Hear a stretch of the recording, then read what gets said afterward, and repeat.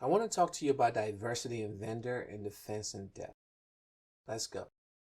When everything in your environment runs on the same operating system, tech stack, or vendor platform, one vulnerability is all it takes to bring down the whole show. But when you diversify, attackers have a much harder time. By mixing operating systems, software, or hardware across your network, a weakness in one doesn't automatically compromise the others. Even if one server gets hit, others stay standing. That's platform diversity, and it's a smart way to slow down attackers and limit the blast radius of any breach. Putting all your trust and budget into one vendor might seem convenient, but it's risky. Here's why vendor diversity matters. For one, cybersecurity. A single vendor vulnerability could expose your entire infrastructure. Multiple vendors means multiple layers of protection. And you also have resilience. If your only vendor goes out of business or suffers an outage, you're stuck. With alternatives, you're not.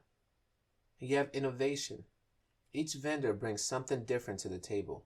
Use that variety to stay agile. And competition. More vendor means better pricing, better features, and better service. You also have customization. This means you get to pick the right tools for each job instead of trying to force one tool to do everything. And the last benefit, compliance and risk management. Many industries require diversity in supply chain and vendor sourcing. This helps to meet regulations while reducing overall risk. All right, let's talk about defense in depth. Defense in depth means layering your defenses so if one fails, the other still protects you. No single tool or tactic can block every attack, but together they build resilience. Here's how those layers look. You have your perimeter defenses. These are firewalls, intrusion detection, and web filter to keep bad traffic out. Then you have your network layer.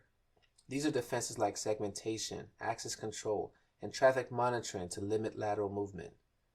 And then you have your endpoints.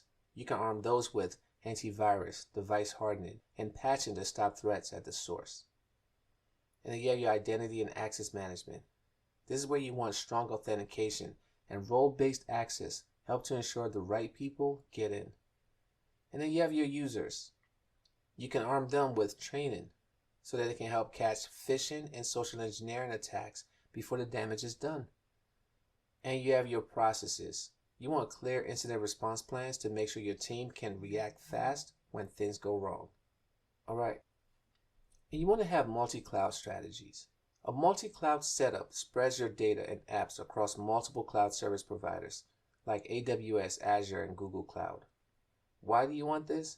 Because if one cloud service provider goes down or gets attacked, your whole operation isn't doomed. You also get the best of each platform.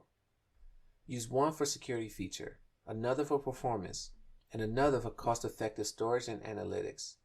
Multi-cloud keeps you flexible, reduces vendor lock-in, and help you meet compliance requirements more easily. Now, while diversity in vendor and defense in depth make your network resilient, you still need to run tests against them.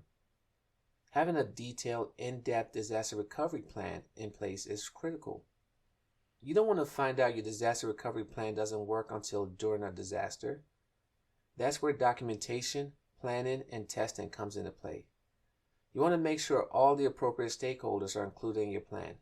After that, the next step is to ensure solid documentation is published to keep everyone on the same page during planning, testing, and recovery. Here's the documentation must-haves. You should have a test plan. This talks about what you're testing, why, and who's responsible. You should have scripts and scenarios. I'm talking about step-by-step guides to walk through the test cases. You should also list your test results. This should detail what went well, what failed, and what to fix. And you should have third-party certification. I'm talking about independent validation for compliance like ISO or PCI DSS or SOC 2. These show customers and regulators that you're taking resiliency seriously. During testing, here are some options for testing your DRP. You have your tabletop exercises. This is where you walk through scenarios with your team. Who does what? How do you respond? These build coordination. And you have your failover test. This is where you simulate a real failure. Like, does your backup system kick in like it should? And then you have your simulation test. This is where you run controlled live scenarios like ransomware or DDoS attack to test your response under pressure. And then you have your parallel processing test. This is where you run backups and production systems side by side to make sure the backups can actually handle the load. Skipping these, that's like skipping fire drills until there's a real fire. You really want to find out then? Alright, that's enough for now. Here's a recap. We learned platform and vendor diversity reduced the risk of total compromise. We also learned about defense in depth and how it means building layers of protection from perimeter to people. We learned about multi-cloud strategies and how they offer flexibility, vendor independence, and better resilience. And we learned about resilience testing. These ensure systems and people are ready when disaster strikes. And we learned documentation and third-party validation turn lessons into real-world improvements. See you in the next one.